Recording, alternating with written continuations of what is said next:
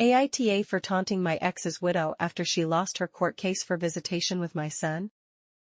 The father of my son, 4, left me for someone else when I, 25F, was 6 months pregnant. Ex and this woman Mavis married when my son was 3 weeks old roughly. They demanded she come to his visits with our son and I refused. My reason? They said he needed to get to know his mom as well as his dad and she was definitely his mom now. They were married and everything. And yeah, that's how they argued it.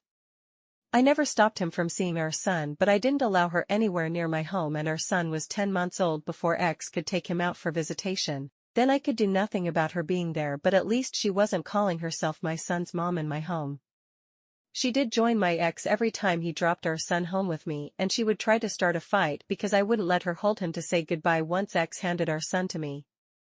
She'd get mad I would refuse to let her spend time alone with our son too.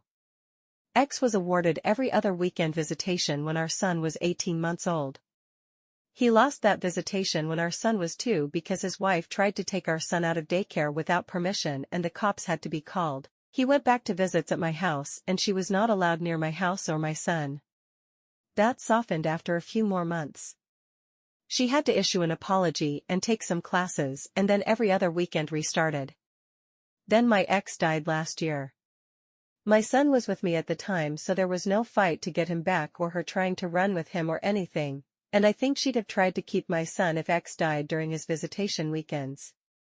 Mavis then tried to sue me for shared custody as his other parent. That case was thrown out because she was not a legal parent and had no parental rights to my son. Instead she tried to sue for visitation and unfortunately that went to court. It took a few months and we had 2 dates before the judge in order to get a ruling. She was denied visitation. It was decided she had not played a big enough role in my son's life and she wasn't his family anymore. I was relieved.